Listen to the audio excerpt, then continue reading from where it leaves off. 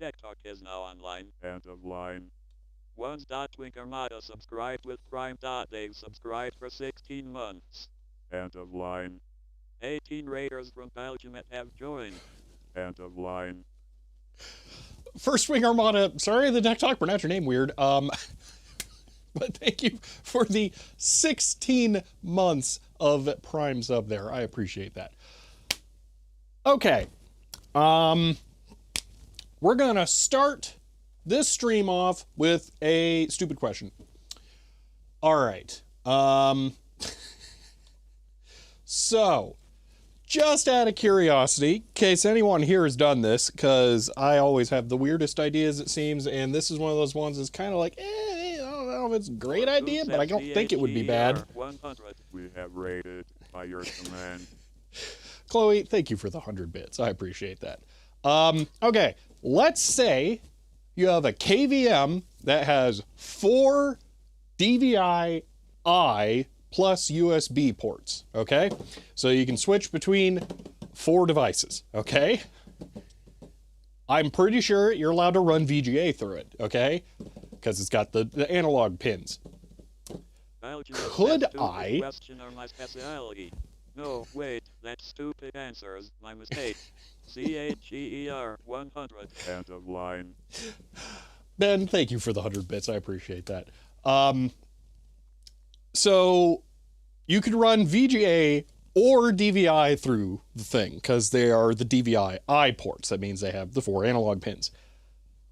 Could I get a passive DVI splitter, okay, where the wires are the same and they're just duplicated, plug an HDMI adapter on the end of one of them and a VGA adapter on the end of the other, and simultaneously run DVI and VGA connections into the KVM, and then have the respective outputs go to the different displays. Now note, I'm not saying I want to simultaneously run multiple video signals through this. I want to be able to just switch arbitrary sources. I want to be able to mix. Sounds cursed, very on brand. I know, isn't it? It's wonderful. Tier 1. They've subscribed for 37 months. End of line. Tried that and it generally doesn't work happy. Okay, good to know. So, did you use the HDMI adapter though? There's a reason I specifically mentioned that, because the HDMI adapter passively from the DVI port drops all of the pins that are related to the VGA stuff. That's why I'm critically throwing in the HDMI adapter. So that's not enough mole modem adapters, yeah. So that's what I'm curious about. chuck a little modem or two in there, and at least you'll feel better when it doesn't work. Yeah, the good news is I think I can try it all for free, but I got to decide what my test subjects are. DECWriter, what? Cheapo HDMI adapter. I think the cheapy aspect was the reason. For me, the only thing I have to buy is the passive DVI splitter, because everything else I just have. So I'm gonna have to buy one of those, and then I can test it. So yeah. Anyway. LEGO 100 has subscribed at tier 1. They've subscribed for 13 months. End of line. John Lego, thank you for the tier 1 sub and for 13 months. I appreciate that. With Prime. They've subscribed for 10 months. And says tuning in and already hearing cursed ideas that are in the realm of actually. This might work. Yep, that texting is for you, G. End of line. Paula, thank you for the Prime sub and for 10 months. I appreciate it. All right. Anyway, there's a Chaplet Hallekin.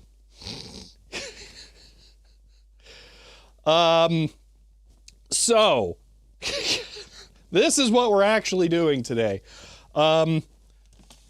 This is a laptop, all right? And crazy thing here, okay? I'm going to demonstrate something that seems kind of wild. They've subscribed for 33 months, currently on a 6-month streak, and says no, that's a Toshiba T3100. End of line. It's intact. All right, so here's the deal. Completely unrelated to anything that LGR did or anything like that, okay? I was sent a Facebook Market link for a local Sony Sobox calculator that was like $3,000 or something insane like that, all right? And Facebook recommended a listing for this thing to me.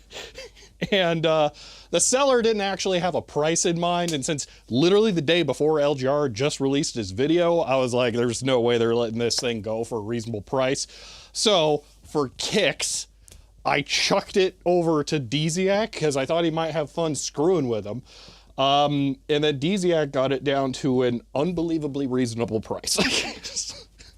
So, no, Sanity, the LGR got it back, and it's he released a video on that like 4 or 5 days ago where it's now fully restored. So, yeah, that's the whole thing. This is a Chaplet Hallekin, although the Hallekin part is a little weird. LA-30, all right? So, funny thing there. One of the things LGR was complaining about, the CGA graph, or is it EGA? I don't remember exactly. Maybe that's Hercules. Anyway, going off the screen. That's the image they put on the manual, which, yes, I got the manual with it. We're going to be scanning that at some point. DECWriter's now your buying agent. When it's something I don't feel like arguing with the seller over the price for, yeah, I really didn't have I didn't intend to buy it, okay? I assumed they were going to want $1,000 or something stupid like that because it was just featured in a popular YouTube video. So I didn't even think purchasing it was actually an option. Anyway, no, it's not the first laptop. And actually, overall, it's not entirely all that remarkable, other than it's just really nice. It's well thought out and that kind of stuff. There's plenty of other interesting machines that we could be looking at instead. Even in the 286 laptop realm. Oh, those are sounds. Let's see, will this work with me? Yeah, kind of, almost. Yeah, because, I mean, that's a 286 portable from the, 90s, and so is this. That's a 286 portable from the 90s. But we're not looking at this today. This has problems. And the other thing about this one is that one has problems, and this one has problems, and this one has problems. So we're not looking at any of this. But that's a whole other thing. subscribed with Prime. They've subscribed for 32 months. And says have some more money to spend on dumb stuff. End of line. DCA. Thank you for the Prime sub and for 32 months. I appreciate that. Finally, you're showing them off. Yeah. Yeah, okay. So for those of you who don't know, was that the mystery project? No. These are Data General 1 laptops. So I own 3 of them. I think they might electrically work, or one of them, or I don't remember the whole story. Normally these sell for a ridiculous amount of money, and I got 3 of them in not tremendous condition for dirt cheap. So I thought, I'm a Data General guy. Let's just get these, lock them in. So yeah, they're real bad. I have no idea what it's going to take to actually get them going. They've been sitting down here for months. You guys just never knew. Look at the dual 3.5-inch drives. Man, these things are super cool. Anyway, we're not looking at these today. We're looking at the Chaplet. These are ultra super broken, crazy, a pain to get going. So yeah, later, also, fun fact, just been chilling over here. You guys never knew. Manuals, lots of manuals, power supplies, add-on modules. Fun stuff. So, yeah. Floor shelf? No, that's shelf. Look, shelf. It's like a whole 6 inches away from the floor. Matter of fact, look how clean the floor is. Somebody spent some time working today.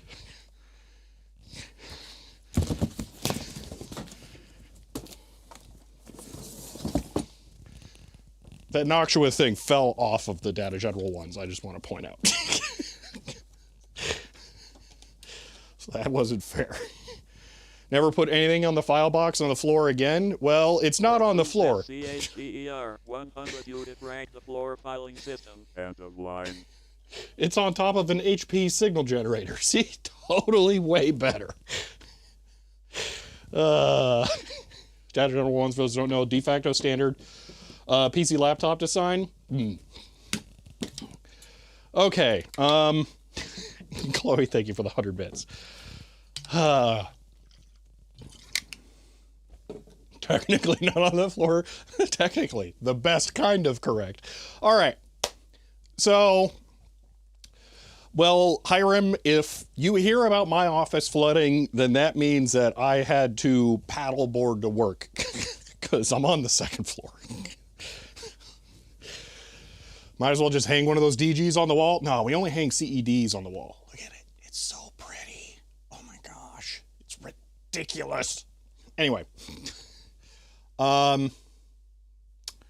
Yeah. So real quick, let me go over this. Electroluminescent backlight, I think, has 16-bit ISA slot, 8-bit ISA slot, full-size 3.5-inch drive, full-size 3.5-inch hard drive over there. I've attempted to image the hard drive already. I was unsuccessful because it's probably XTA or weird some nonsense again.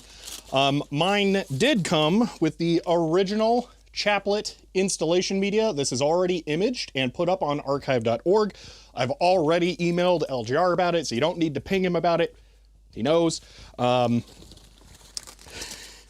So we will be probably scanning the manual Sunday, but today we have a problem because it doesn't turn on. And I think the problem is the power supply. Now the power supply conveniently says exactly what the ratings and pinout is. So it is a 17 volt DC, 3.2 amp power supply with a DIN 5-pin connector. Unfortunately female, which makes this really complicated, but it's got the pinout labeled on there. So let's see. Yeah, no, DCAC, I did not.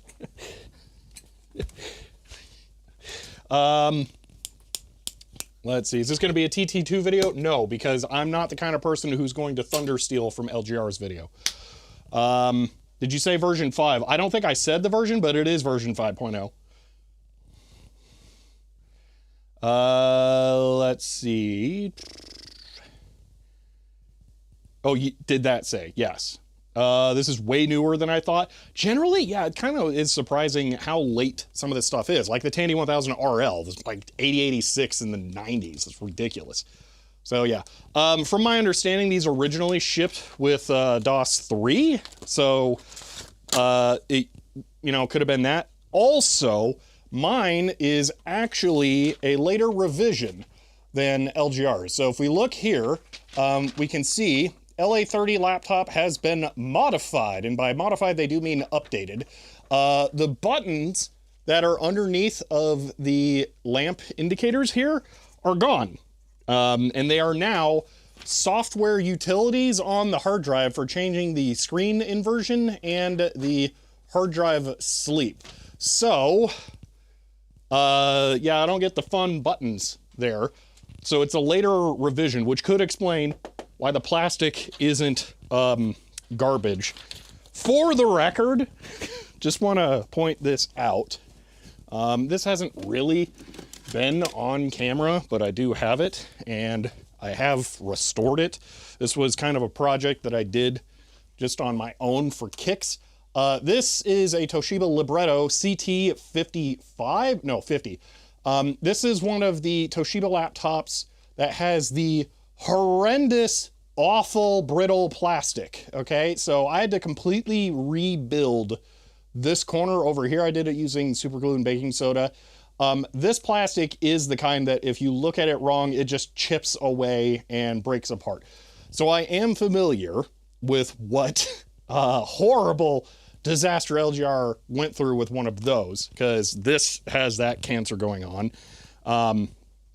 And why I'm fairly confident in saying that the one that I have over there is not like that, because it does not have the same feel and plastic behavior as that Toshiba. Real shame with plastic in the Librettos? Yeah. What material plastic? I have no idea. I think it's more about the additives as well. You remember those? Laptop isn't a Dodge Ram dashboard, yeah. Let's see, hold on, I am sticking around here. I'm not sure. Let's say a great Toshiba plastics like sugar glass. Yeah, it's really, really wild. Given how cash trappings, or probably just come down to changing suppliers, plastics. I don't know. I feel like there was a bad batch of plastic in the 90s that got used, kind of like the cap plague stuff, just something like that. Gold plastic syndrome? Is there a name? That's hilarious. Anyway, so, yeah. So here's the deal. I think the power supply is dead. I'll plug it in and we can see one sign of life on it, because there is a red LED that turns on inside of it. But if I plug this into the laptop, the battery charge light here does not turn on, and I cannot turn the laptop on. Now, I attempted to measure the voltage output of this thing with a multimeter, but I'm less confident that I was able to actually do that successfully. So let's measure that, right now. So I'm going to turn on my multimeter, and I said and, oh wait.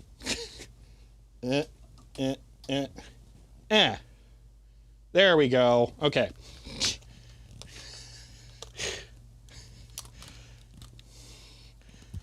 I don't know why the power supply is showing up. We will use the power supply later, but yeah. Is that connector similar to Commodore? It's just a DIN 5 connector. All right, so I'm gonna plug in for voltage measurement here. There we are, real quick, like 2-wire.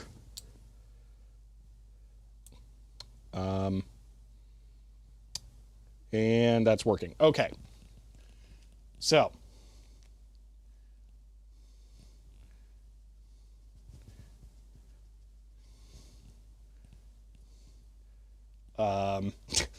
Sanity. If you're referring to the display down here, I wrote... Doctor, it hurts when I sit. That sounds like a bad case of 3478 upon CHER 100. End of line.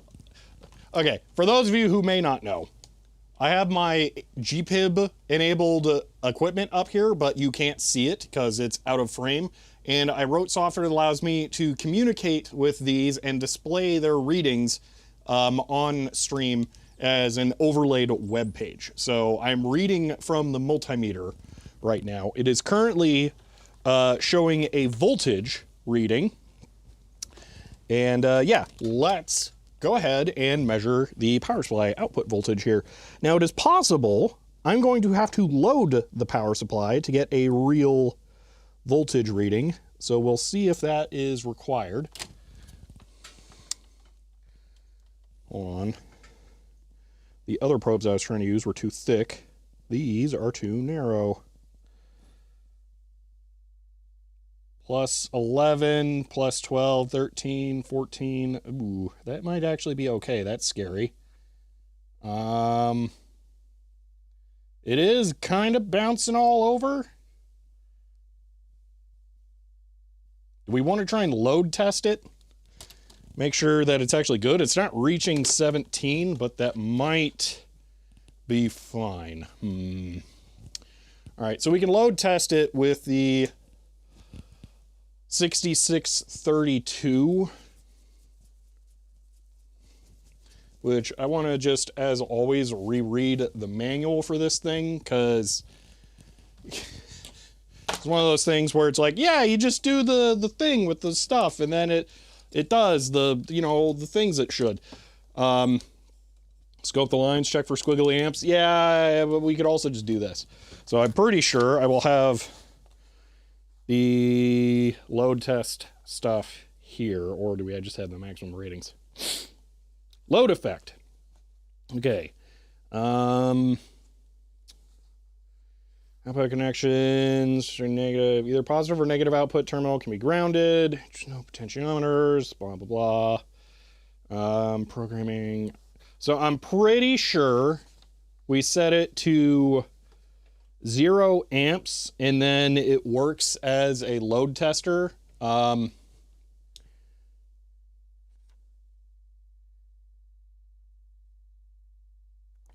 just trying to remember here. I suppose we could just use the other power supply to test, just to make sure. Okay, hold on. Line voltage, shock, blah, blah. Just give me the load test directions. Connecting, load. No. They're talking about connecting a thing to it that is a load. Multiple load connections, load considerations, capacitive loading, battery charging. I always find that to be hilarious. Wait, power supply's OVP circuit contains a crowbar SCR, which effectively shorts the output of the supply whenever OVP trips. If an external voltage source such as a battery is connected across the output, oh, that's scary. That's good to know. To avoid this, two steps, either the SCR must be removed from the circuit or a diode must be connected in series. Ooh, that's spooky. Those PSUs need a load to fully power up. Yeah, that's what I want to, that's why I want to load test it. Yeah, we'll just do the quick load test using the other power supply. Just to make sure that I have it correct. Okay.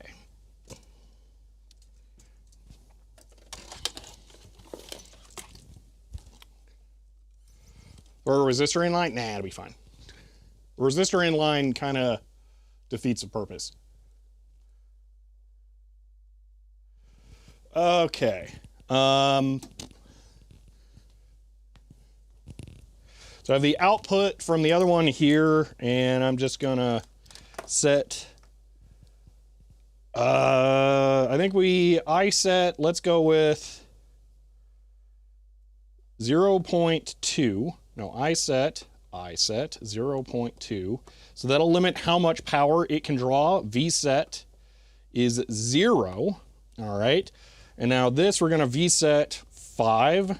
And then we're going to iSet 0.01, so 10 milliamps. Okay. And then if I just connect, boop, Boop. All right. Went into OV. Reset. There we go. CC. Enter, whatever. So that's 1 milliamp. I set 0.5. OV, reset. I don't know what it is with this thing, the overvoltage protection. It drives me crazy. Can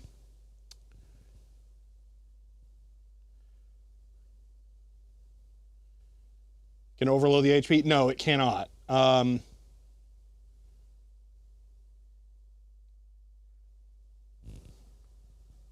This is just where I need to make sure that I remember how exactly this works.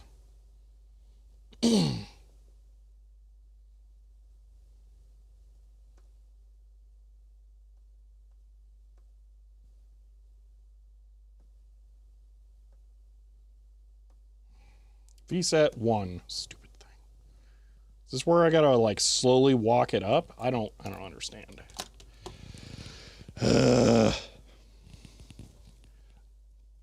Yes, I am trying to use a power supply as a load. These are capable of doing it. Hold on, let me just reread this.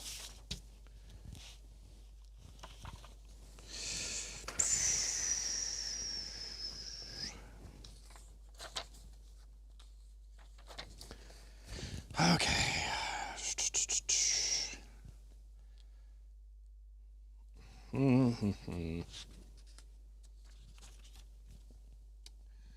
Output connections made. Output voltage can be sensed locally or remotely, but when shipped, this supply is jumper for local sensing, no potentiometers. Blah, blah, blah, blah. Specifications.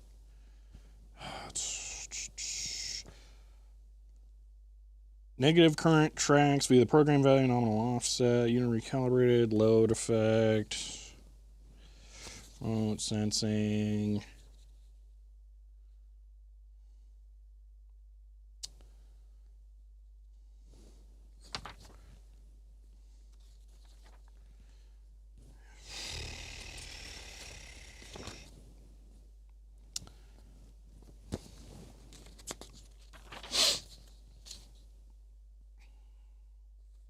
Program voltage, VSET, blah, blah, blah. Note that constant voltage annunciator remains on, indicating it's in constant voltage mode. Program current. Do stuff. Okay. Output characteristic. The supply can operate either in constant voltage or constant current mode over the rated output. Voltage and current under certain fault conditions. The supply cannot operate under those and becomes unregulated. Operating locus shows single range to quadrant, blah, blah, blah, blah. Unregulated state, no. Supply may momentarily be unregulated, blah, blah. Normal fast mode, no. All load connections made to the supply, rear terminals, panel block, no. Oh, I don't need to like push a button to flip terminals. No. I don't think.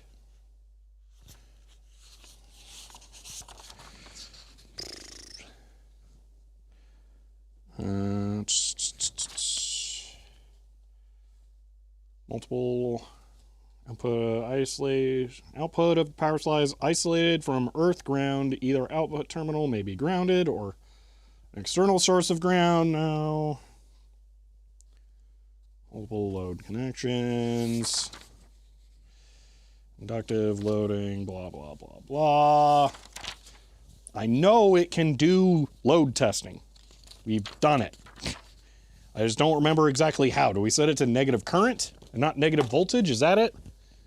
Or not negative. I set 0. Then does it go? Reset. Well, that stupid thing would just stop like erroring. VSet. I set 0.02. Okay. Reset. Okay. I think that's working. So then we're at constant voltage. So I'm going to VSET 1. VSET 1. We're at 1 volt coming in. Okay. I set 0.05. Boom. That's horrifying that the air conditioning coming on kicked on the yellow LEDs.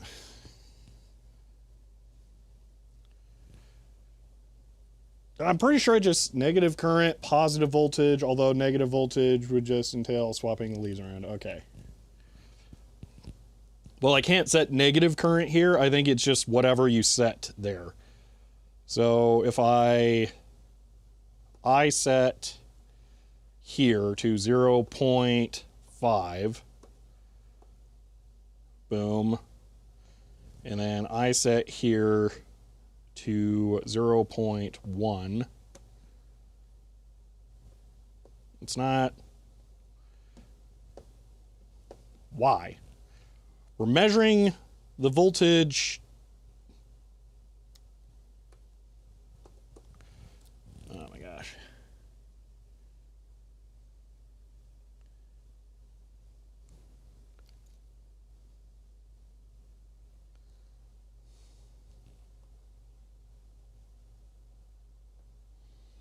I set. It always goes over voltage. It's so ridiculous. Okay, hold on. So I set 0.1, V set, screw it, 10, reset. So annoying.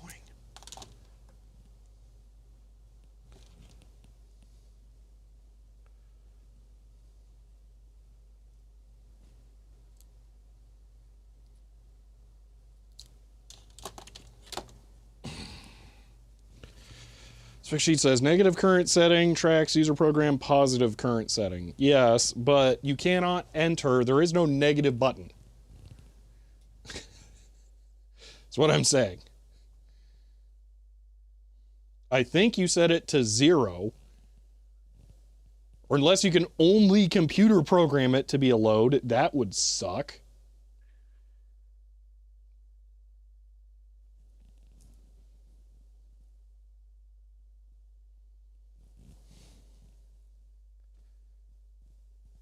Okay, you enter a positive value. Okay.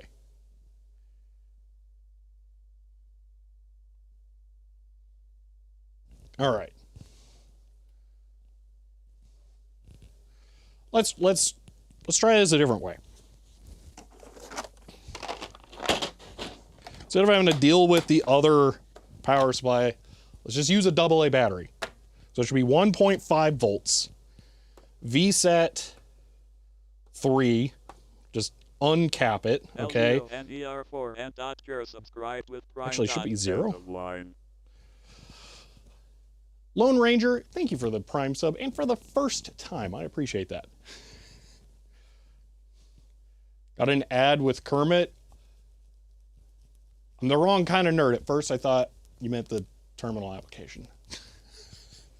Okay, I think we set VSET 0. Because if we set this and that, then it's going to output voltage, and that will charge the battery. That would be bad. So VSET 0. I set, let's go 0. I set 0.2. Right? I set took, yes. It does not take, by the way, if it requests a read from this while it is going. Okay. 0.2, positive, negative, 1.3 volts, negative 0.4. That's a little over, but weird.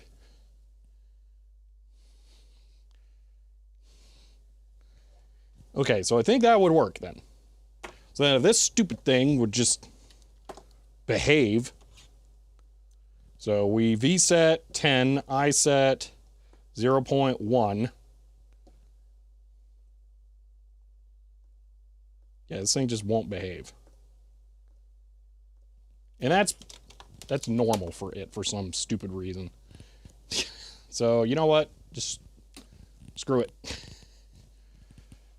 Wonder if it just gets cranky at milliamps. I think maybe. I'm not 100% sure. Anyway, output off. Okay. Positive is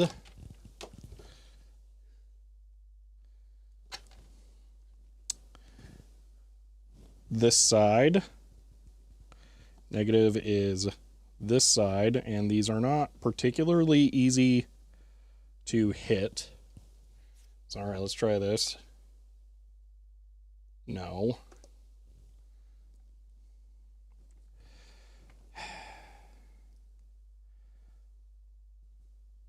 This makes me real unhappy here.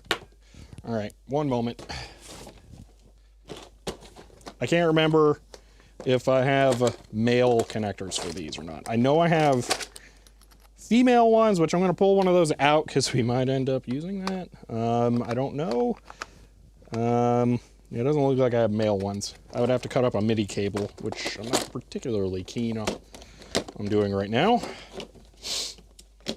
Test alligator clips. It's a female port. That's the problem. This is what I have to jam probes into. And they are the, like, size agnostic pins that have just the two white sides. So it's a little more difficult. So the probes don't really line up. All right, let me try a quick test. I'm going to unplug the power supply from power. I'm going to watch the LED until it turns off. Actually, I'll just give it a second. I'm going to plug this in to the leads, just because I don't feel like getting a second set of leads out. Beep mode. Beep, beep, beep. Okay. Negative is negative? Or shield? No. Okay, well that... What? Oh, I must have bumped it. Okay, yeah, so negative is not connected to the shield. That kind of sucks.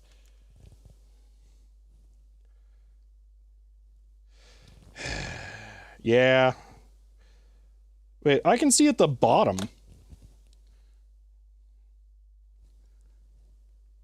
That I should just be able to jam in. At the bottom, the thing sticks out.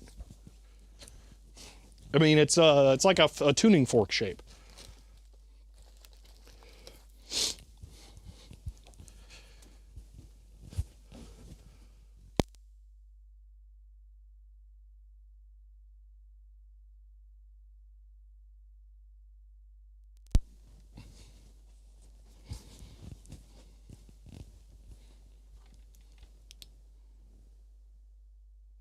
Yeah, I don't know if there's any way I'm going to be able to make this show up on camera. But yeah, no, you can see it. Yeah, they're a U-shaped. They go all the way down to the bottom, so I should just be able to stab the probes down in there. That should 100% be possible.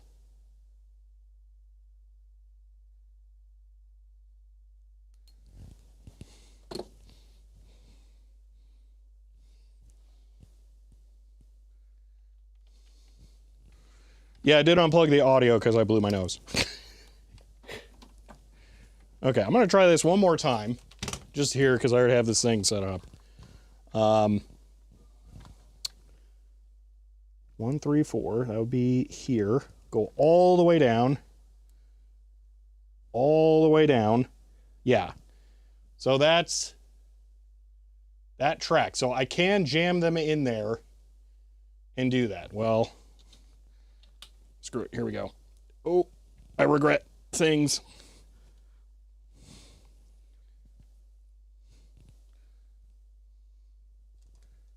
All right. About to get load measurement. No. Oh, it's disabled. And no, nothing. Why?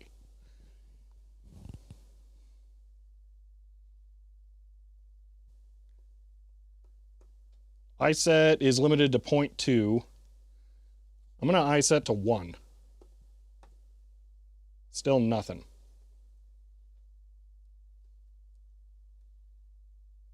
That does not make any sense. VHGER 100. I regret things too, mostly due to getting older. I regret my back, my eyes, my End of line. voltage output on the multimeter, okay, 11.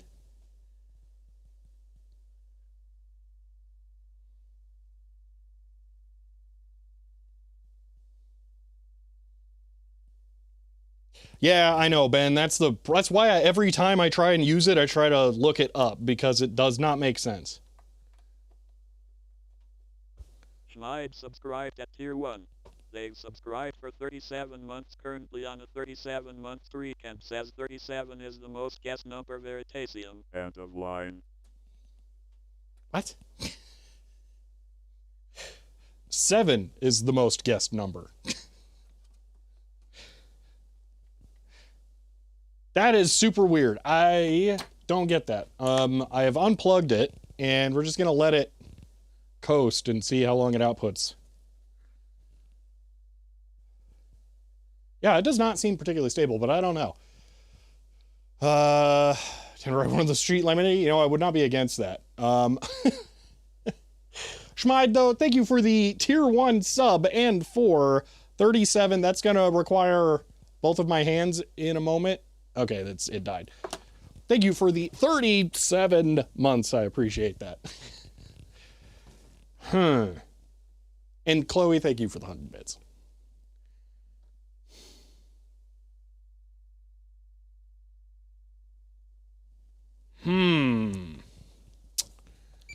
I wish I had a connector.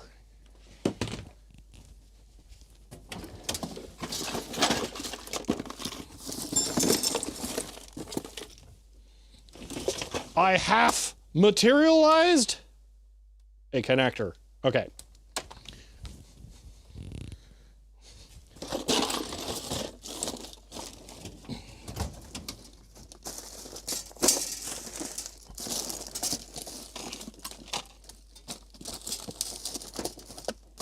Now where's my clear breadboard?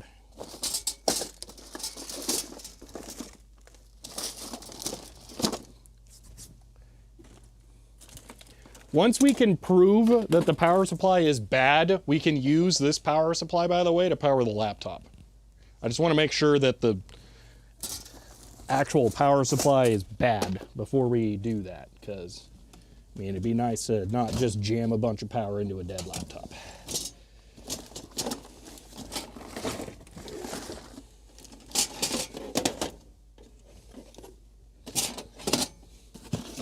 Dude, I got no idea where my breadboard went. What? How?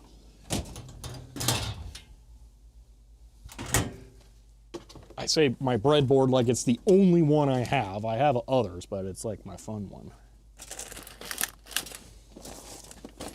Matt Genpo Tex FCHER 100. Why not both? Dead PSU and dead laptop at the same time. That is dot. End of line. I mean, that's entirely possible. And thank you for the 100 bits, Majeko. LGR uncovered one review. Wait, what now? So I want to write up wiki on the LA-30. If you want to write a wiki page right now, Digital Ice Age, look at the video projector Wikipedia page. It's abysmal. I don't know why it's so bad.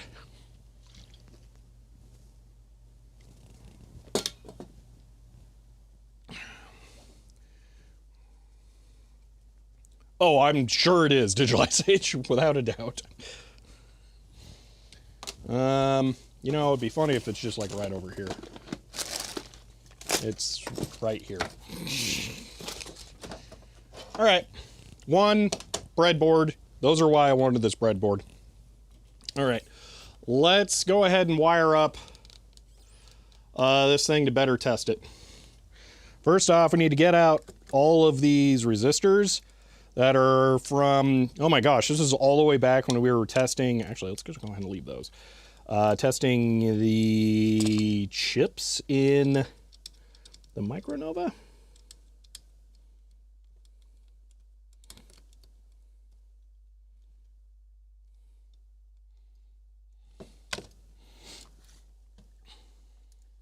And I do not fully remember what all these were, so we're gonna resistance measure these, 2-wire.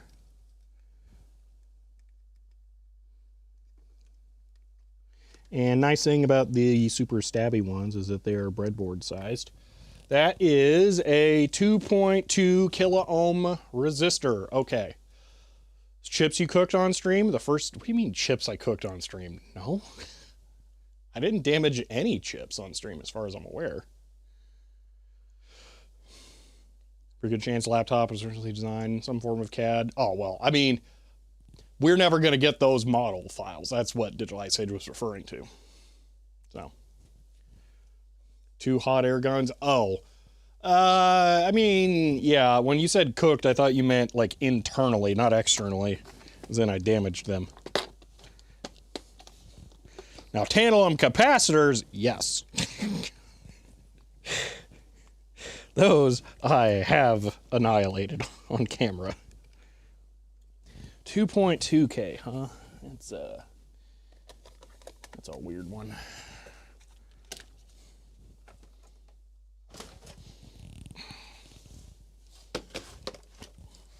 Filter's unit, yeah.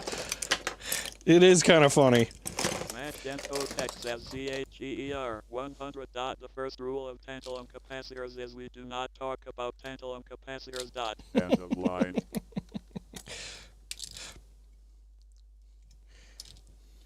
Oh yeah, on that, I don't know if there's a REFA in this or not, so that could be fun. Laura says CHER 100 tantalum caps make Shelby jump. End of line. There we are. Okay. So now we need to figure out which pins are which on this, and then we can do some soldering to connectorize it. Just looking to see how many loose headers I have in here. The answer is not a lot. So we'll just grab 2 of these. Majenko and Chloe, thank you each for the 100 bits there. Open the PSU and hunt for a REFA. We're probably opening it, but it has rubber feet over the, the screws. And if I don't have to remove those, I would prefer not to, because they're never the same once you remove them. Or I'm just freeing up the conductors in this.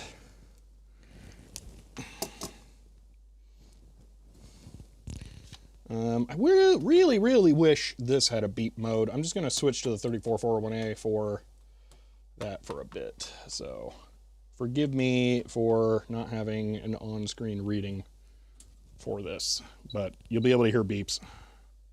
Why are there only 4 wires? Oh, it's not the shield, is it? Oh, great. That's cool.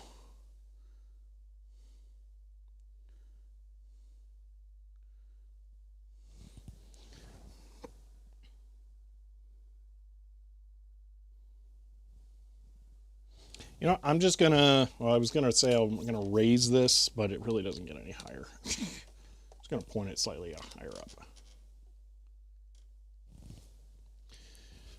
So angle this over a little more.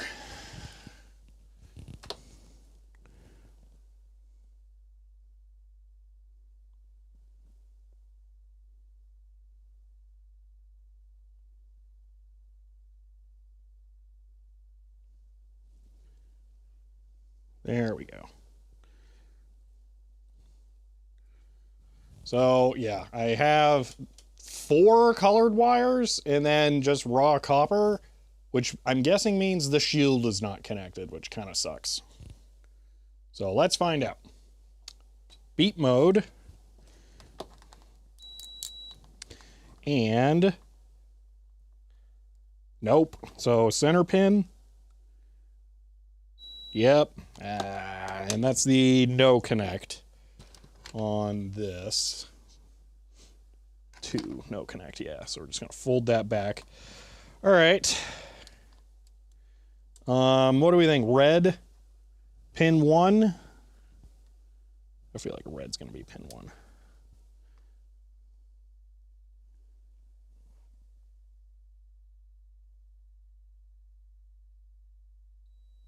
Called it.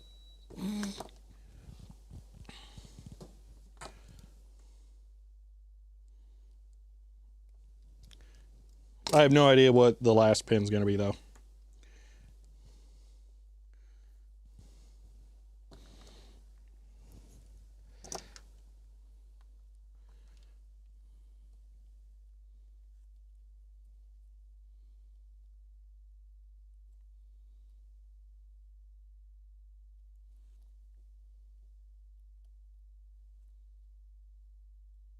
And if only I had some kind of hands that would help with this. Yellow. It's yellow. Well, that was easy. It is not yellow. It's not white.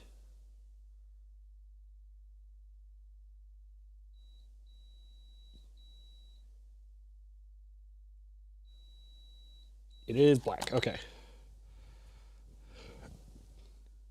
I think it's red and black, and they're even color coordinated to positive and negative. Oddly convenient.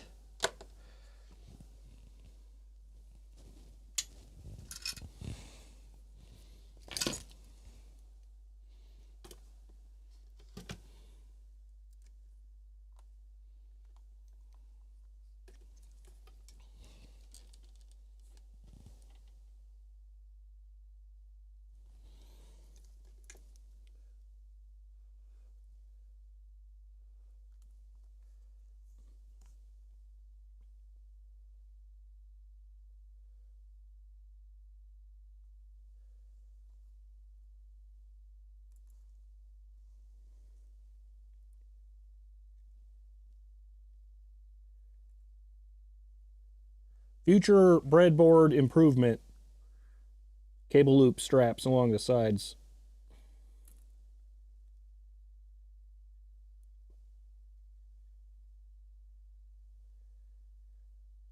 So that I can, like, cinch that down. Although I can probably cram it in there.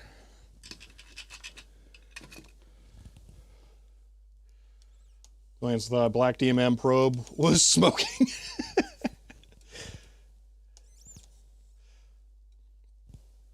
At least you have a power supply for the laptop? I mean, yes. Probably. I would say I wouldn't have bought it if I didn't come with it, but I would have. Okay. Let's check this one more time.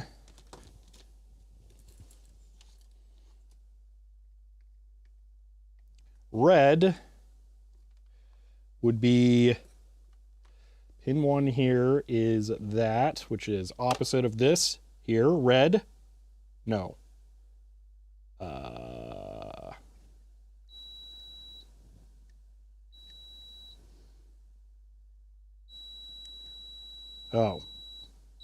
It's one over. That should, in theory, still be fine. Okay.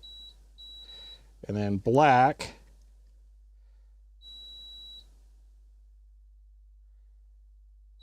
Okay, that will work.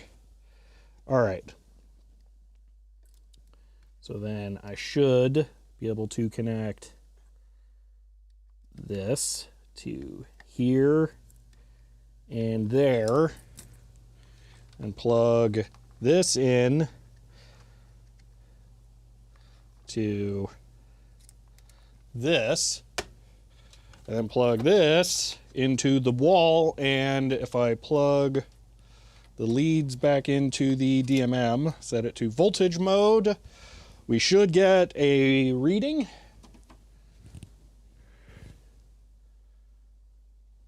It's backwards.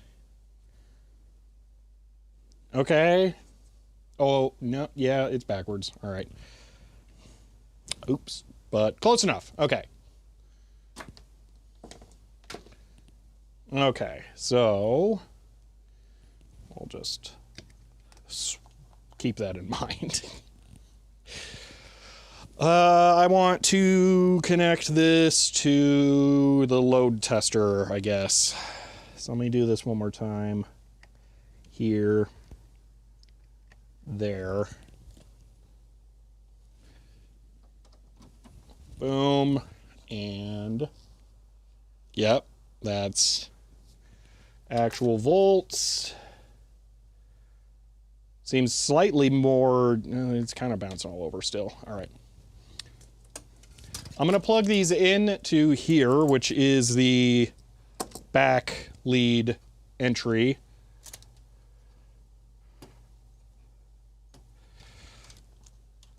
Negative, positive, and yeah, nothing. That's so weird. Okay.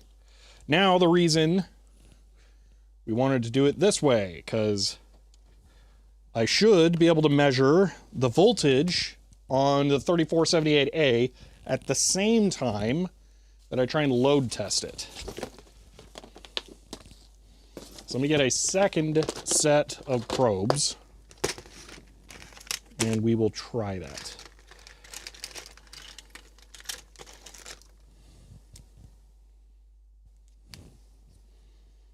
Or you know what, just banana jacks, whatever, something simple.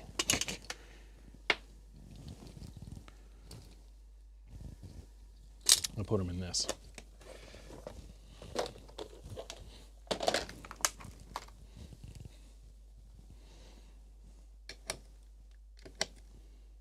Oh, if I do them... Yeah, let's do these. Boom. Boom.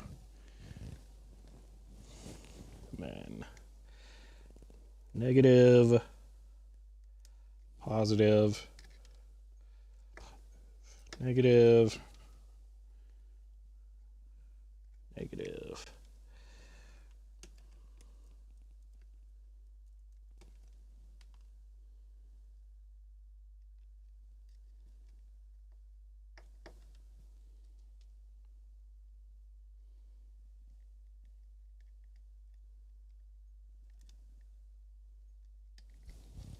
Okay, so that is working. And then to confirm, that is passing. And that is. Okay.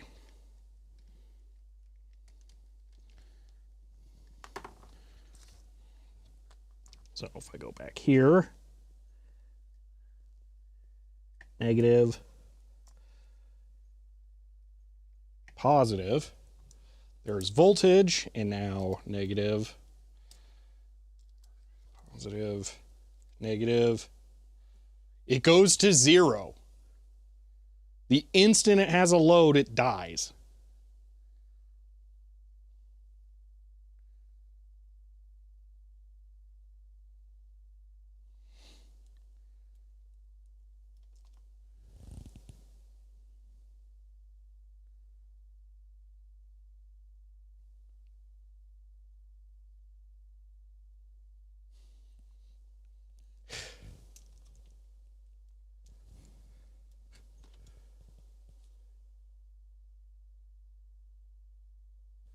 Huh. The LED is on. The LED is blinking.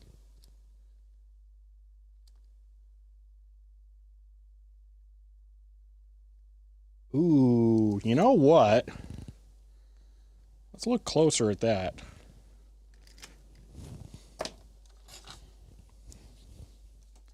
Hold on. I think we want to scope the output. I think Philip may have been onto something. It's pulsing.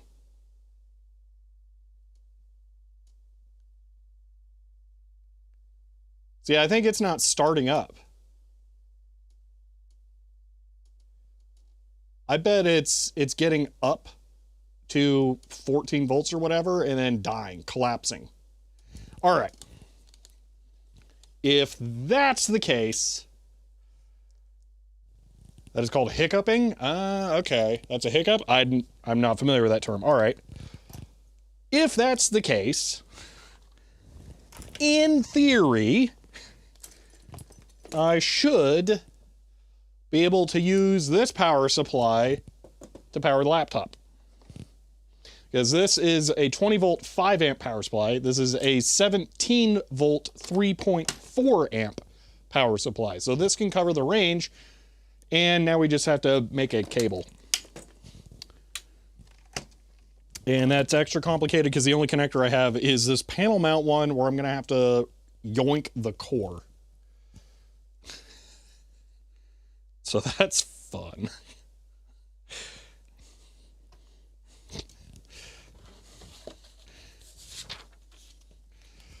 Boot cap is dead like always. That makes sense. All right.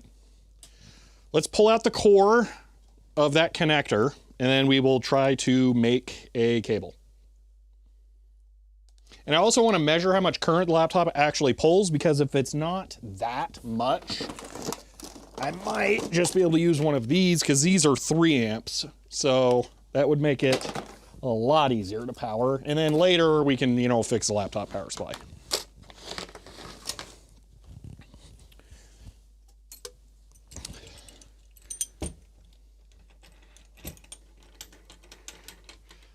DZak, I'm not going with the most destructive possible option, although I appreciate that you didn't just say cut it off.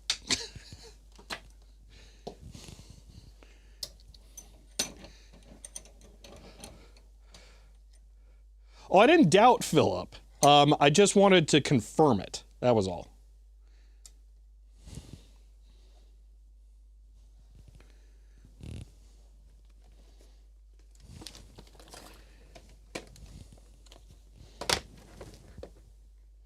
That's probably too thin for that. Ow!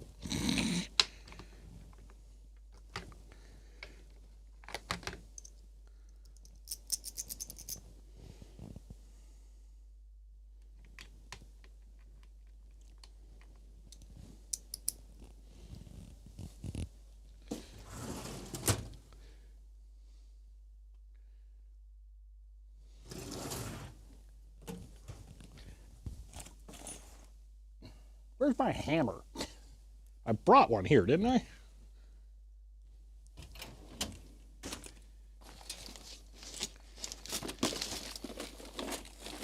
I guess there's another option that's slightly sensible.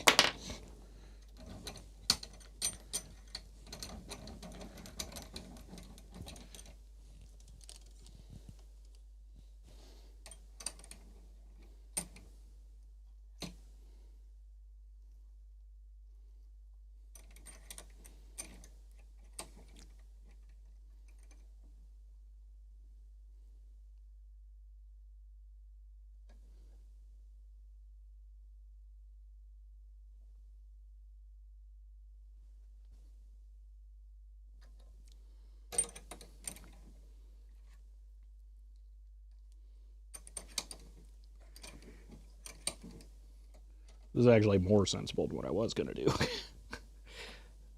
This is like a good way to do this, actually.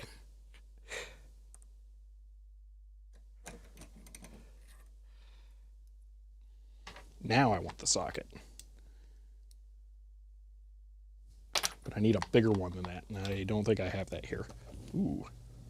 Oh, so close. Yeah, I don't have a socket that is that big in the office, I think. And I don't really feel like walking down to my van. Oh, unless... Ow! How do I keep stabbing myself on these things? Yeah, that'll work. Okay. Oh, I hope these jaws are good for this.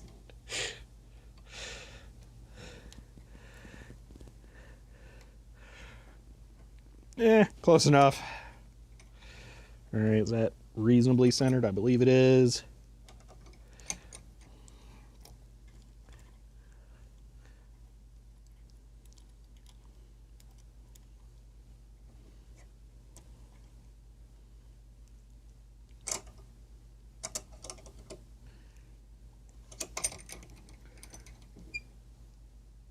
For a Who says Oh. ZHDER 100 tapping random objects into yourself is a normal techie curse? Boom. End of line. I'm just gonna leave that there, I guess. All right. Chloe, thank you for the 100 bits. Do I have a working battery? No. Matter of fact, we're not gonna see the battery today because it is literally the most difficult thing to get to. All right. Now we have to make sure that everything is the way we think it is on the laptop side. I'm going to need these in a second. I want the AA put back. We're done with that. There's a bunch of Data General 1 parts that just leaked all over. I wonder how that happened. All right.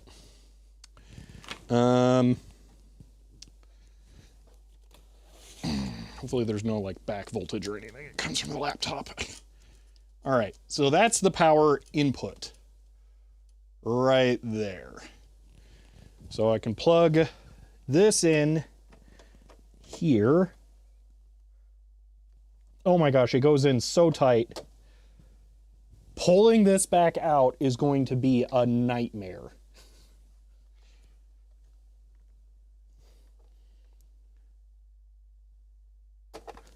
Wow. Okay. Whatever I do with this, it's gonna have to be real sturdy. Let's do some measurements just on the pins. How about that? I just want to make sure that the two sides are actually joined on the laptop. So on the left side, the upper pin and the lower pin should be connected. Yes. And same for the other side. Okay. Which means I can just rip out the center pin here, and then it's left and right side. And then it's going to be kind of important that I actually get the polarity right on this one.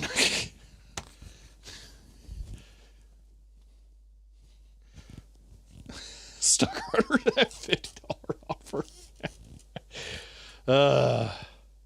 Are the rubber bits around connectors usually stuck on? So you'll notice there is a lip around this, and a boot connector typically goes around that and then holds onto it.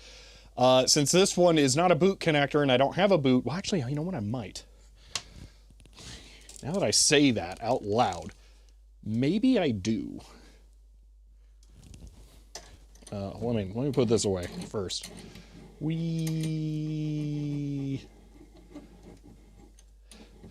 I haven't played the Hydro Thunder basically since the last video because the CRT boards need to be recapped and have the flybacks replaced, and they really, really suck to remove. And I have to take off the seats and the dashboard to remove them. So I haven't gotten around to it.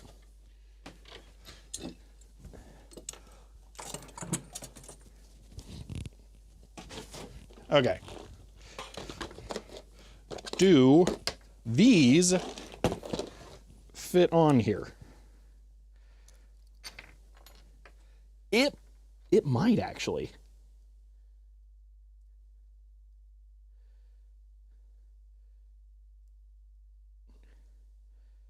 Oh, it's so close. I think it just barely doesn't. Yeah, I think it's because that's an inner one, so this acts as the shield. No, it doesn't fit. Okay, that's a shame. That would have been awesome.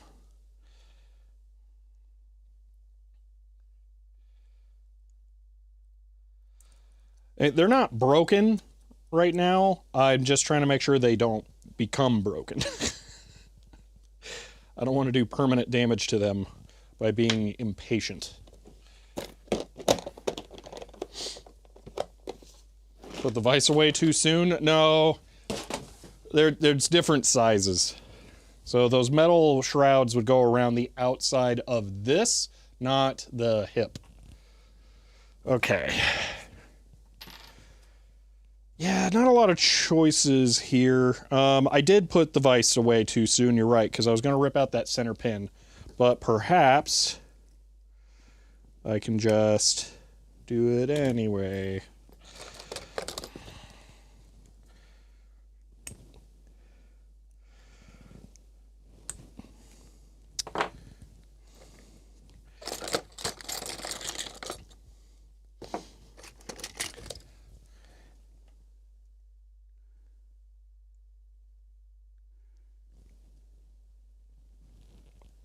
Holy moly.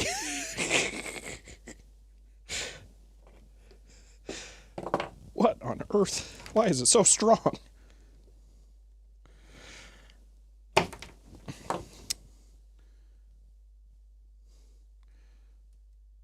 Matchenko Tex has attached a sturdy wire to the central pin as a removal handle CHER 100. End of line. I think I know what I need to do. This is also one of those fork shape things, so I think I need to pull these in to unsplay it, essentially.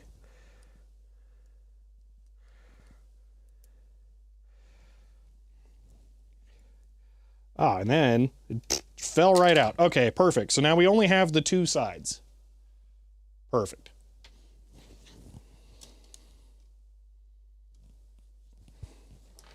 This is where what Majenko meant is for a pull handle to remove from the laptop.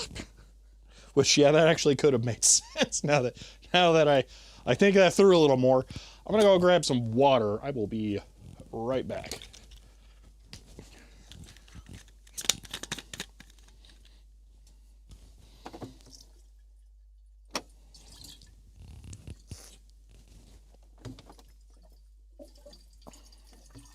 I will take this opportunity to let you all know I will not be streaming from the office tomorrow. I will probably stream from home. But if I do, it'll most likely be software development or something. So just fair warning. But there's no stream from the office tomorrow.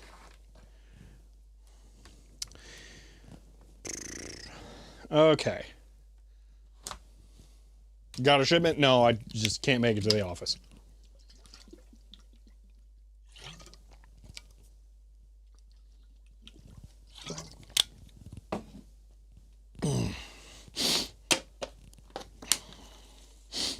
Okay.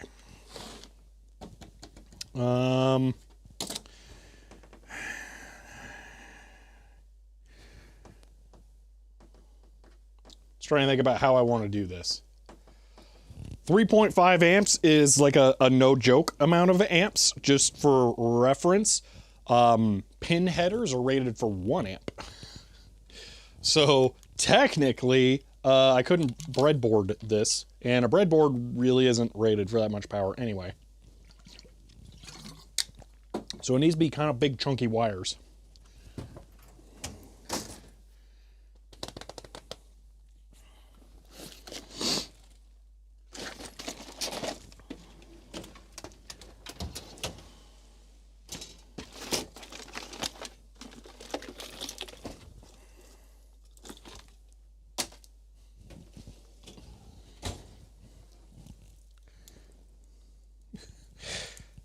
Freefall? At no point in computer history have computers, well, that's not necessarily true, more recently, okay, not until the last decade have computers actually started going down in power consumption. Original IBM PC, 65 watt power supply. My Linspire PC came with a 200 watt power supply. Modern computers use way more power.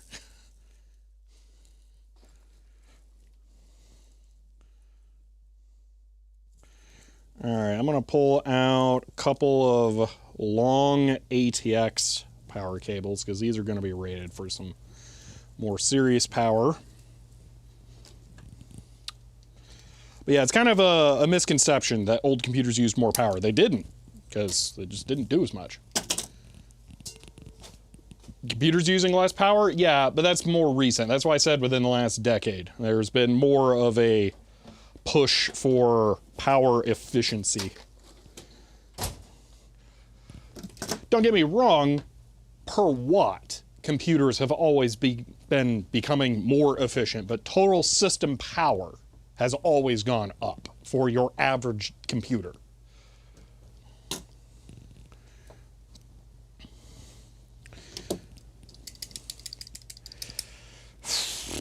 Trying again to decide how I want to connect to this. Getting the wires on here's easy. What do I do with the wires though? Do I solder them to to banana jacks?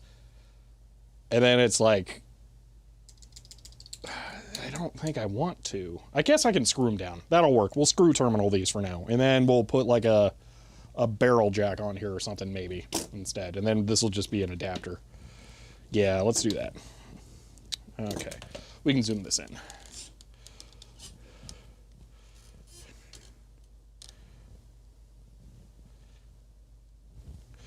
Yeah, comparing ARM is a different story, Swarm. So that's part of why I would say more recently. ARM was one of the huge power efficiency pushes.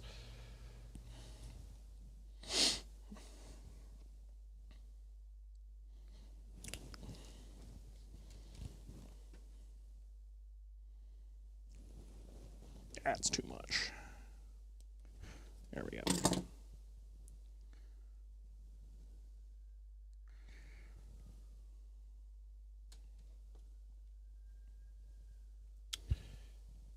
You would watch soldering? You're about to watch soldering. The thing about the banana jacks is that if I don't want to solder to the banana jacks because that makes them really more difficult to solder to next time. And the reality is that after this works, I'm probably soldering this on there instead. So I don't want to do something totally permanent because this will make more sense to have on here in the end, but I cannot as easily work with this on the bench power supply. All right, let's look at the original one more time here. Positive left side, negative right side. All right, 1, 4. So positive is this side. We're gonna A/B this with the original power supply before we're done because I don't want to murder the laptop.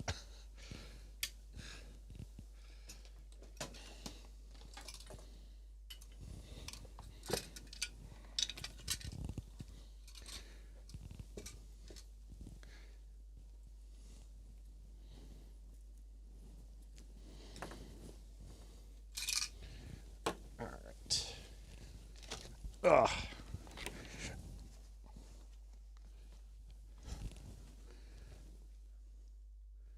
It's kind of a problem that I like to get down on the floor like this when I solder to get closer, because sitting on the stool at this height sucks for your back. And then when I lean down like this, I destroy my pants. It's very annoying.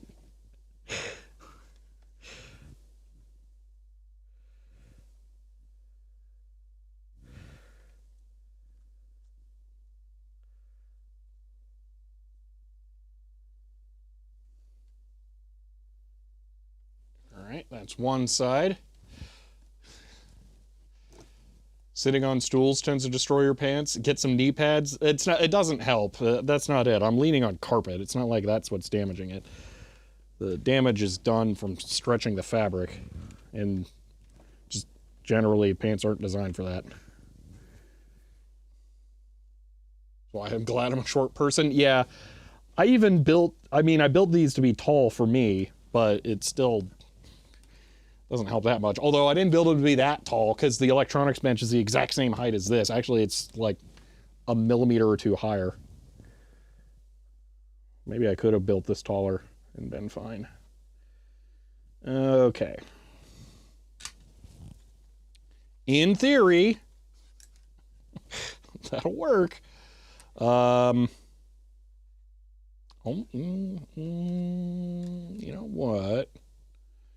No, we won't mess with that. Motorized desk when they can, you know, just no. No. All right. Strip back some more wire so I can crimp this into the terminals. And then we are ready to test this.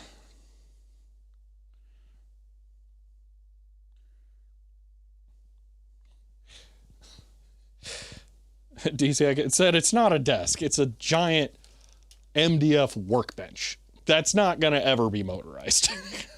That's the thing. I just wasn't going to say it because it's just not ever going to happen.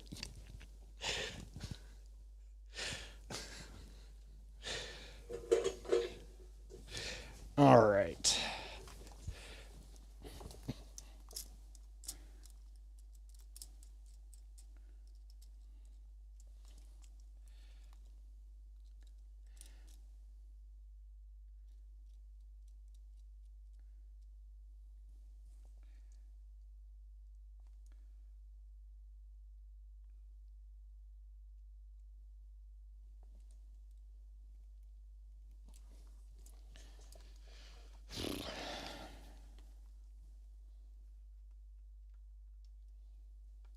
Use motor from electric car. That's not the thing. Just the legs and the whole thing is just not gonna happen. I'm not requesting it to happen either. It's just not a practical solution.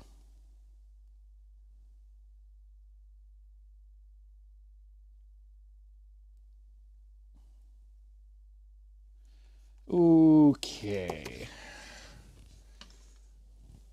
We'll go ahead and use the same measurement method as before, because we can go back and forth between the two of them that way. So those are wired in. I'll just rest those in there, and then we plug in the original power supply so we can see it hiccup at the wrong voltage. And then we will configure the other one for the correct voltage. So original power supply, this is just to compare polarity, essentially. Okay. So positive that way. All right. And then this, I'm going to set it for VSET 5 go. I set what? VSET 5 go. I set 1 go. What?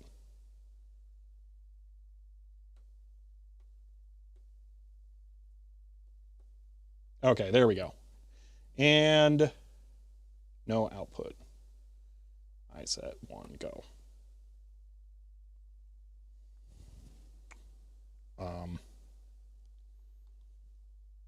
Oh, I have it connected to the wrong one.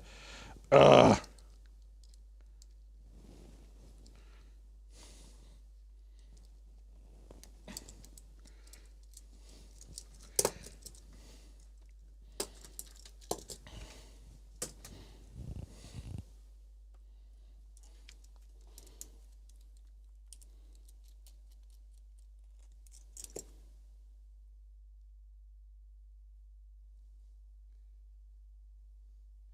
Whether it needed to remove middle pin, it's literally listed as no connect.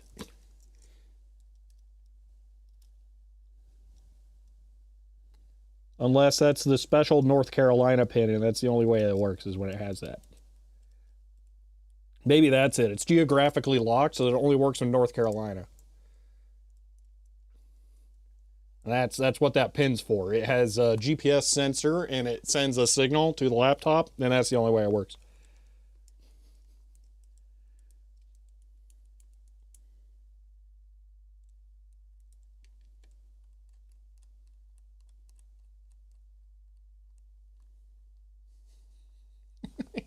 Okay, confirm. Yep. Laura Coon says CHEER 100. Does anything actually work in North Carolina? End of line. Boom. Okay, positive, positive. All right. You guys ready? I don't see any reason that we can't plug this in now. Moment of truth. This is where we blow it up. So, I set 17. Or no, oh my gosh. I set, hold on. I set 3.5. V set 17. All right. New Caledonia. Either this is going to work or go boom. Those are typically the two options. All right. Output off. Disconnecting. I have removed the lock tab pin. All right. So the laptop has a hard power switch on the back.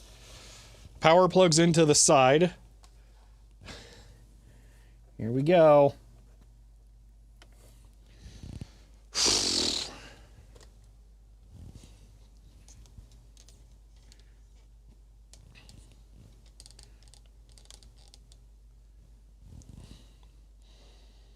Power on, red LED.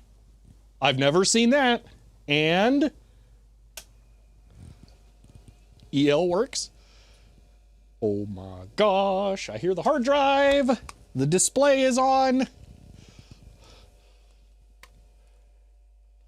Boom. It works. Oh my gosh. That display is horrible, but it works.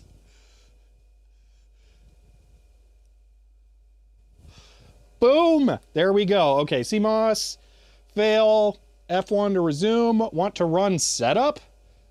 No. Drive A, not ready. Press any key. Okay. Am I going to have to tell it that there's a hard drive? Control, Alt, delete. What was the setup going to be? Delete.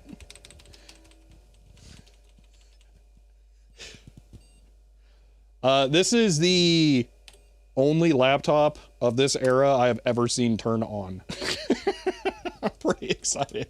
So LCDs are so nice. Yeah, I don't think so. I don't think that's correct.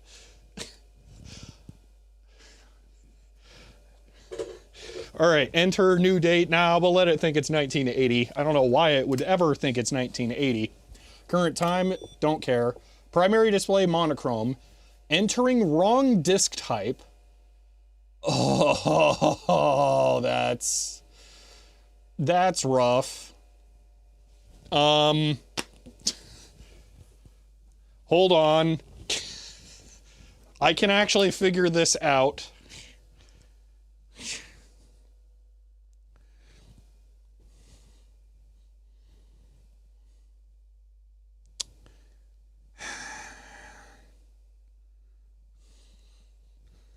Unironically, like the Igloo or Indiglo LCDs the displays 80s had.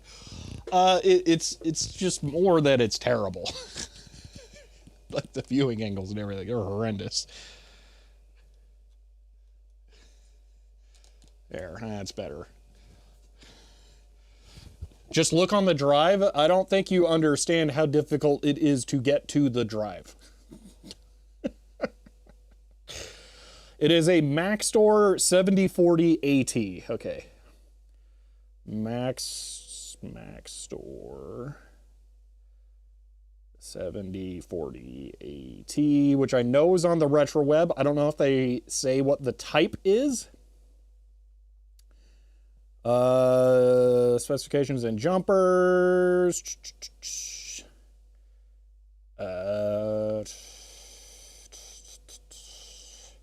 Why does the manual not say what the type is? Easiest way to get to the drive. Majenko, I have removed the drive from this. press escape? I can, but we know exactly what the hard drive is. I don't, so it's one of these. I don't need to take it out. I know exactly what it is. I've seen it before. How long will the HDD live for? I don't know. Hopefully long enough that I can image it somehow. I don't know how.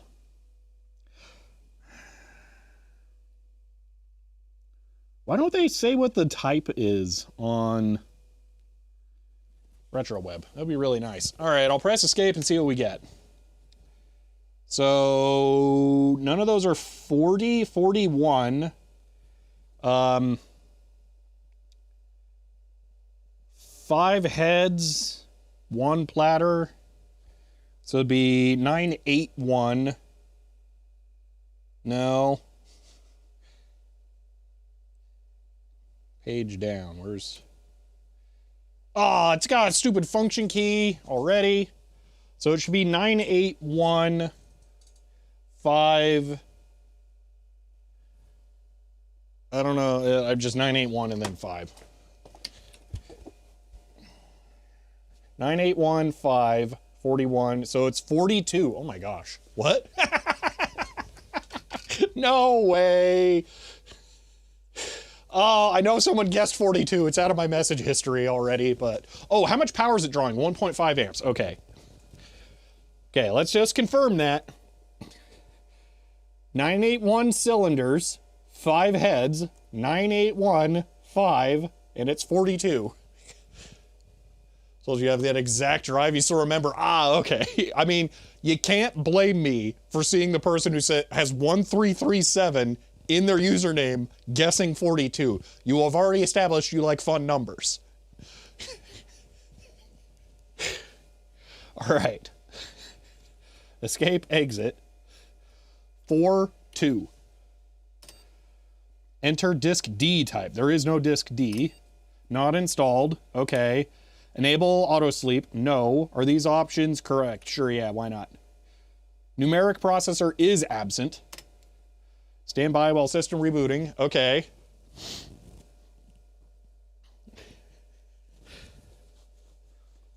By the way, oh wait, how much RAM is it gonna have? Ooh, we got a mega RAM. That's pretty nice. So I don't know that LGR covered this in his video. Sweet. I'm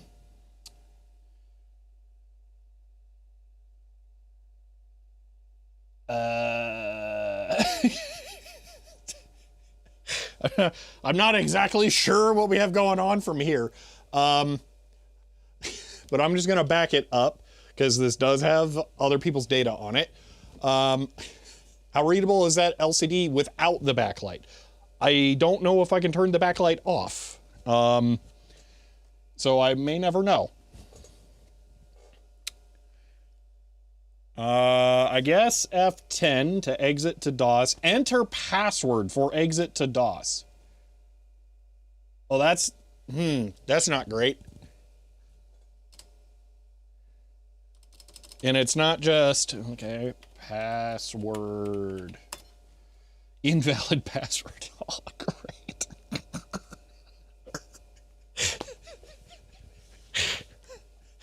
Hold on, it's not like this is a particularly secure operating system install, I bet. If we just put the boot disk in, we could probably access the hard drive contents.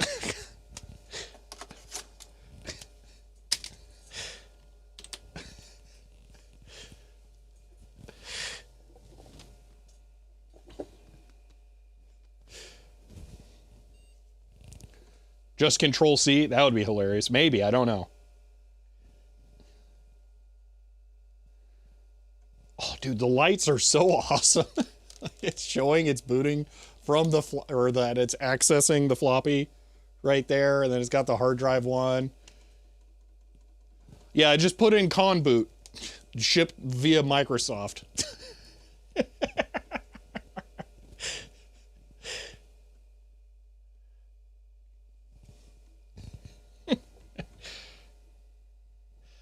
Anyway, what I was gonna say is I don't remember if LGR covered this in his video, but his laptop has a RAM expansion card installed. It's right here underneath of the keyboard, and by right here, I mean right here underneath of the keyboard.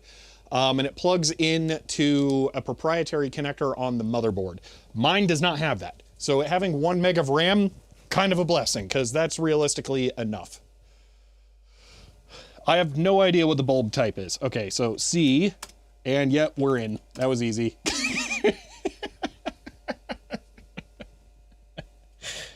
All right.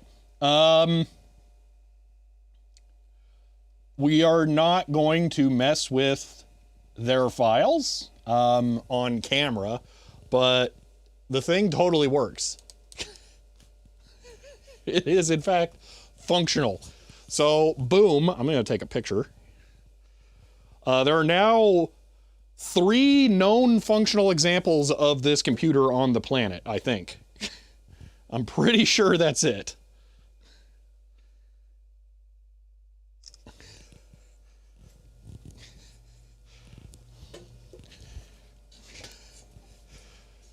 Should I send a screenshot? No, I'm going to do a follow-up email after I scan the book on Sunday, or the manual. Fun starts, camera off. No, I really don't want to snoop through people's files, because you know what the best case scenario is? There's nothing interesting. You know, the worst case scenario is there's something I got to report to the police. Okay? I don't want to know. They all going on archive.org. The floppy disks that it came with are already imaged and on archive.org.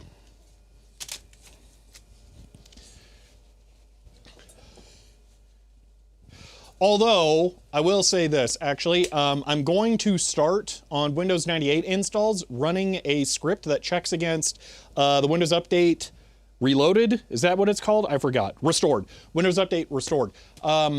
They are missing some files for the Windows Update process that can be cached locally on Windows 98 computers. So it would be helpful to do that on existing installs. Now this one, I don't know if there's a Windows install on here. It does not seem like there is.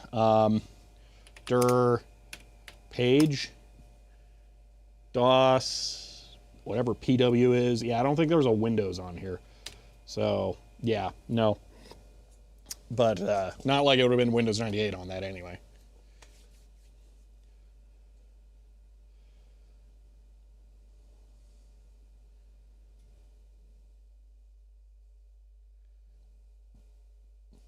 Is there an LSL folder? No. Anyway, one thing I was curious about, and I'm not seeing it. So this one old laptop, you should go watch LGR's video on it if you want to know more about the actual thing. This is what it came with. This is DOS 5. On your DOS utility diskette is the LCD mode exe program. You can use toggle inverse display modes. For convenience, you can copy this file to the root of your hard disk. So I don't know if it came with that or not. Let's actually look at the disks to make sure that that was included, because I don't know. So we have LCD mode and HDD sleep. Dir. Do we... You know, there's a couple of files on there. Dir star.exe. Nothing there.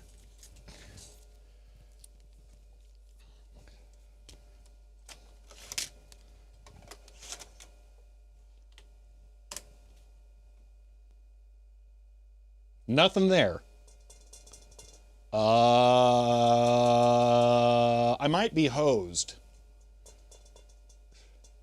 The good news is inverting the LCD isn't that important, but yeah, that does kind of suck. I mean, it's going to make games look real funky, but oh well. You know what's funny is how much better this looks than the PC 7000 from Sharp. CHER 104 Shelby finds Mafia meeting minutes in the hard drive. And a line. Exactly.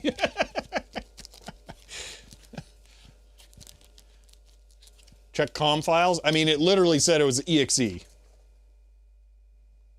Yeah, it said LCD mode.exe. I mean, it's possible they have that messed up, but yeah, they literally said exe.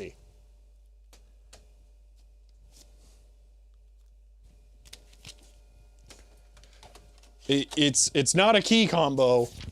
Again, there is literally a piece of paper that came with a computer. LCD mode program. On your DOS utility diskette is the LCD mode.exe program, which you can use to toggle between normal and inverse display modes. For convenience, we suggest you copy this file to the root of your hard disk. On the laptop that LGR has that's like this, there is a physical button right here that you just press, and then that does it. And then same thing, for HDD sleep, there's a physical button right here that you just press. Matter of fact, I can tell you that the holes for those still exist behind this. They just didn't include them on there for some reason. So, yeah.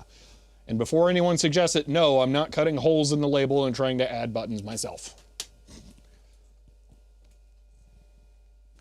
I checked for EXEs in general. No EXEs exist on the floppy disks that aren't just standard Windows ones. So.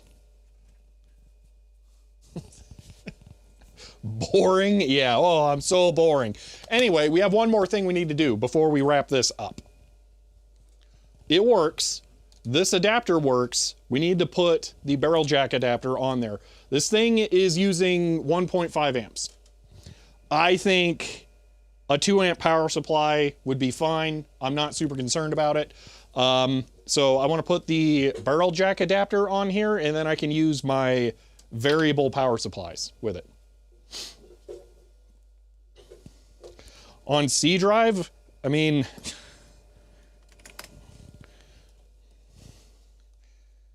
I don't think it's there. Dir star.exe. The problem with looking on the C drives, there's literally no exes on the root of the drive anyway. It could be in a subfolder or something, so I'm gonna have to get all of the files off of there somehow, and then look through them that way. So what I will probably do is make a floppy with guest.exe and hook up one of the parallel port zip drives, and then use that to exfiltrate all of the files, and then sort through them to see if maybe there is a copy of those files on the hard drive.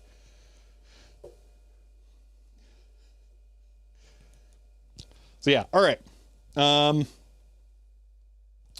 I assume, Paul Guy, you're saying that it's not beyond 1.4 amps. It's been that pretty stable the whole time. Dir. Even doing a hard drive read, yeah, it's not going up. All right. So let's go ahead and make the adapter. Also, you know what? For giggles, because technically it has been charging the battery. Output off.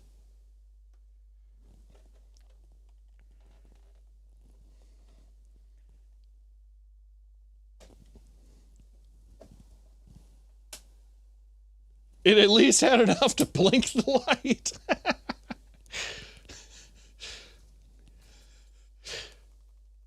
Okay. What about removing the label and installing the buttons? It's not happening.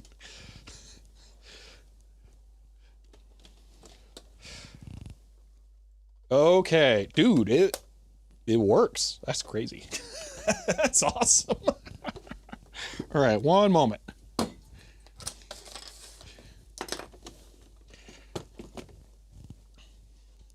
So we already know the polarity. Might have just been residual cap charge though. Shh. What are batteries if not just capacitors that are kind of not as good? All right, so we're going to install this on here instead.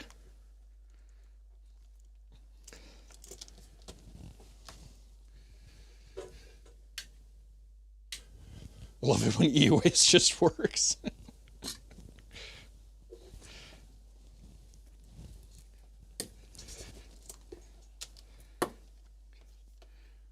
All right, I'm going to just pull one wire off at a time.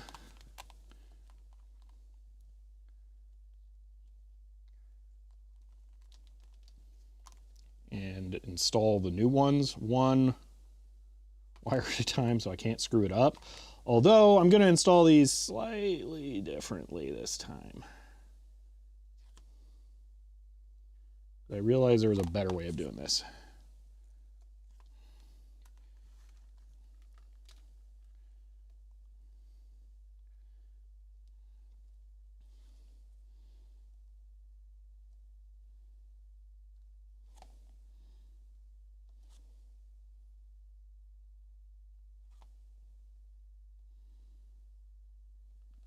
All right.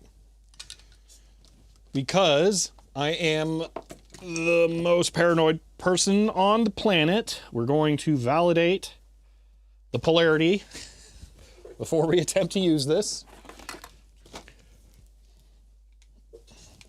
Does your DIN plug have a boot you want to put on first? No, it does not. If you weren't here for that part, Wesley, I ripped it out of a panel mount. So, no, I don't have one. What I'm going to do is I'm going to flood it with hot glue and then put shrink tubing on it. Okay, so I have a variable voltage power supply here that will eventually wake up. Plug this in.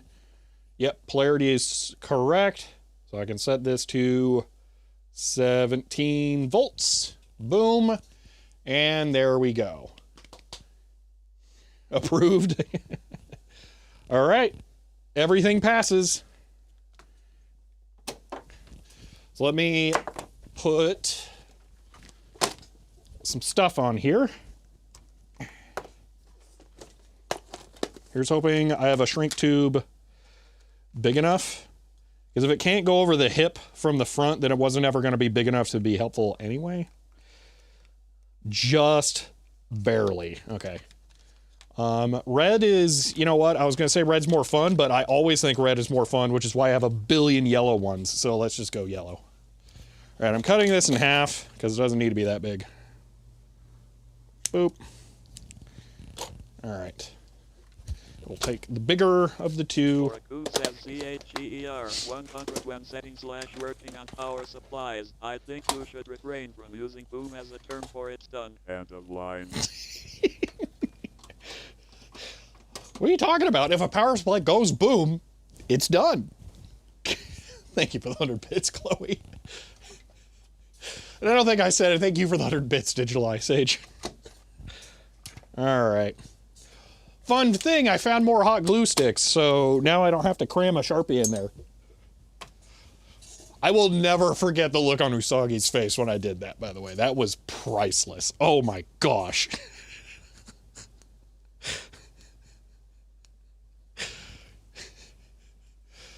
Make it USB-C to DIN adapter.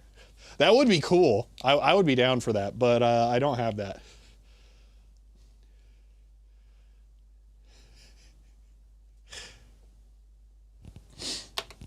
While we wait for that to warm up, we can make it the official version of the power supply.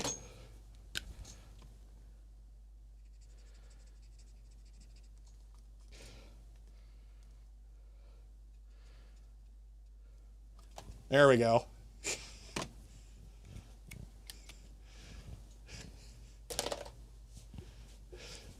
Has he never done that to finish off a stick? I guess not.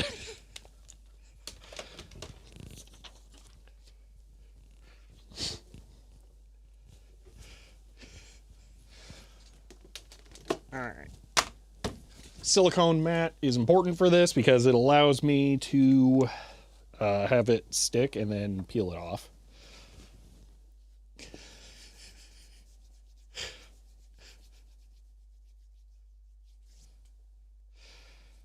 Come on, you gonna heat up or we're like what here?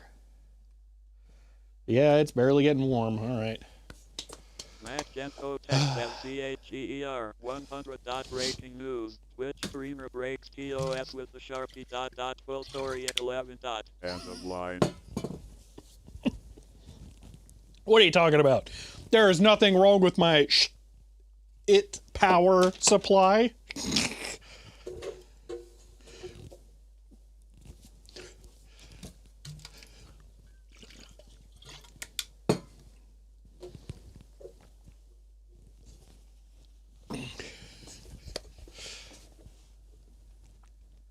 All right. Don't trust USB PD though. Oh, That's right. Those try to negotiate the power supply to output a specific voltage at the power supply level. Yeah, that I wouldn't be too great or fond of. I would prefer, yeah, having to be a regulator.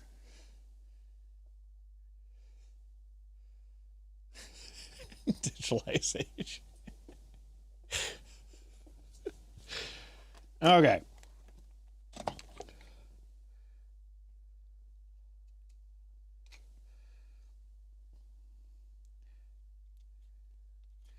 Holy moly, where's the whole stick going?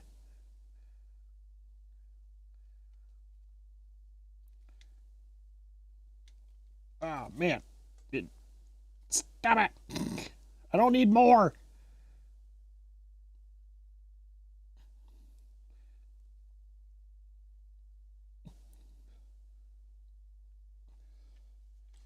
All right, there we go. That'll do. Ow, ow, ow. All right. I'm just going to leave that be for a moment so that I can cool into shape. And then the other secret ploy to this will be this thing.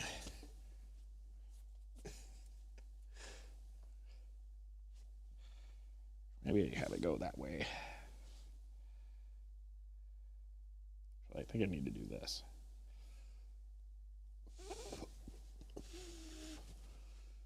Goodwill glue gun? No, actually I bought that one brand new. It doesn't look like it, but I did. I went into a now non-existent craft store and bought the nicest looking one they had because I really liked the idea where it has the base that releases so you don't have the cable.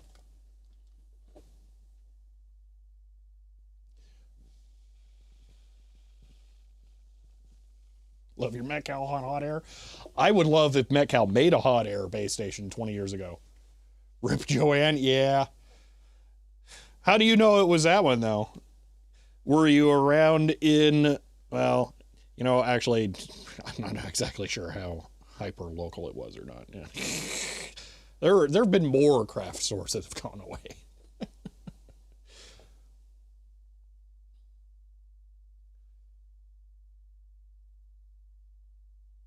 Torch lighter, fast and melty, exact size.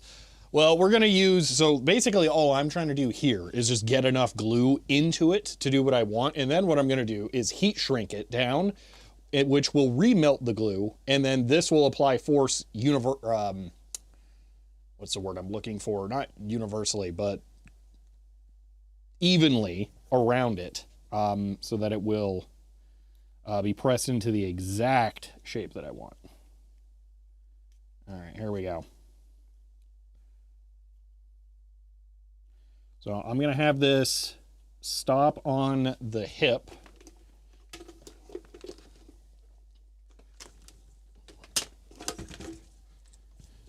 Untangle all this first. Get the hot glue gun out of here. Unplug it so there's no surprises. Pull this in front of the multimeter. Plug it in. Alrighty. Does not need to be super hot because it's just glue. All right.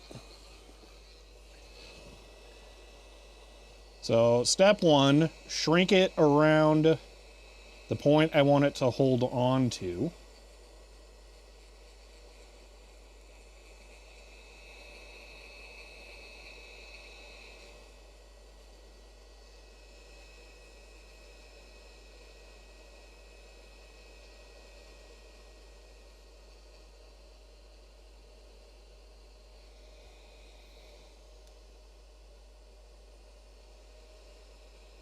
And now we can basically go wild on the rest of it.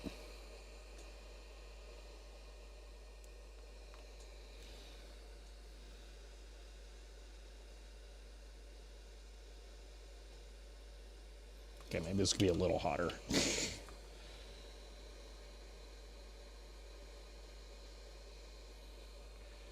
One of these days I need to buy some way better 3-to-1 shrink tubing.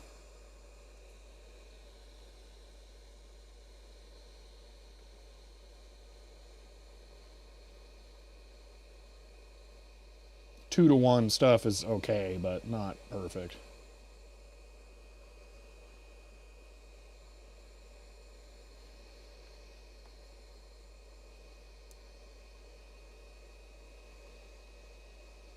Okay, now I can squish. Ow, ow, ow. Ow.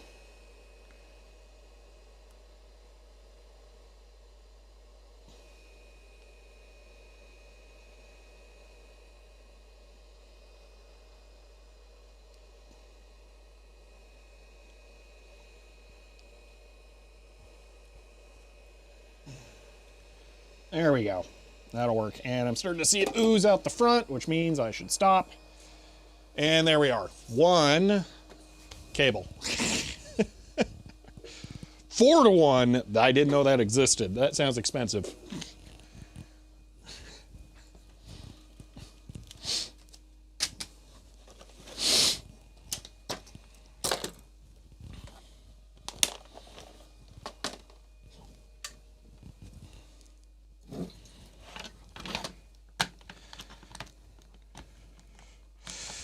All right.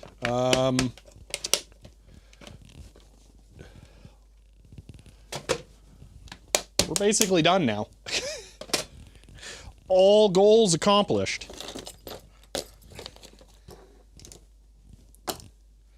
Succeeded in making one cable. In effect, that's what we did. But we also diagnosed the power supply completely. So we know that it's bad. And later, we can look at repairing it. But for now, I have a viable alternative so that it's not critical.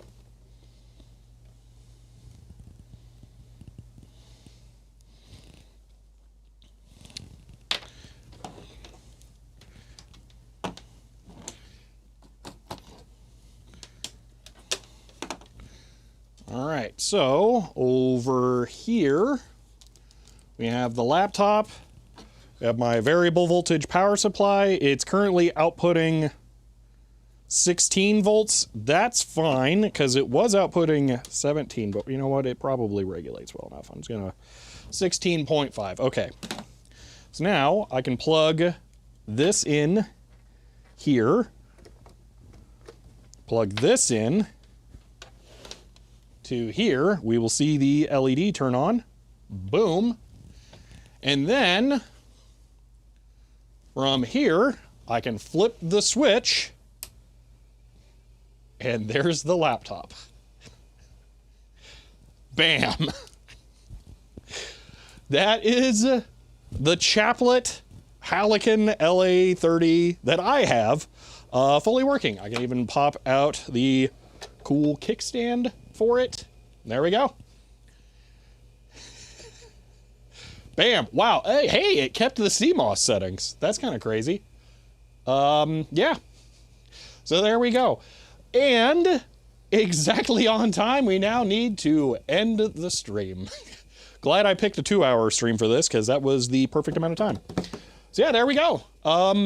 Fully functional. They do sell flawless victory? In a way, yes. This is exactly how I was hoping this would go. So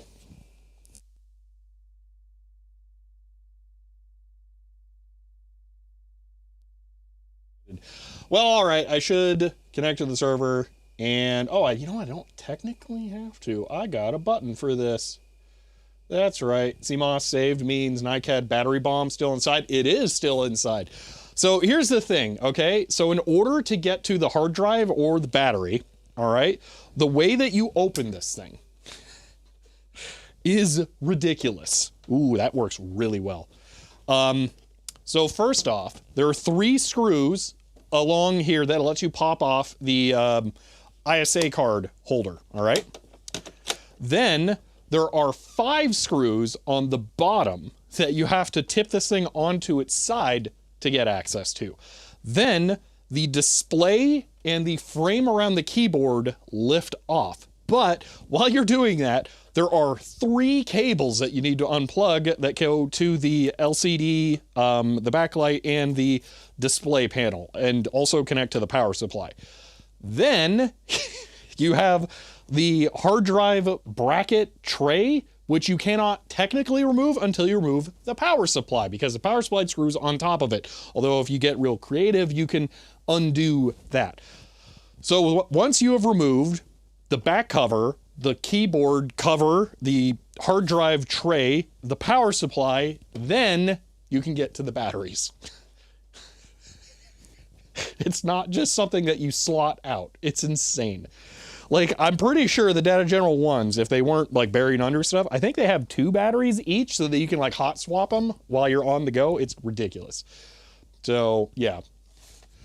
So digitalization. Wonder if the plastics can be reinforced with tape while disassembling. So mine doesn't have that problem.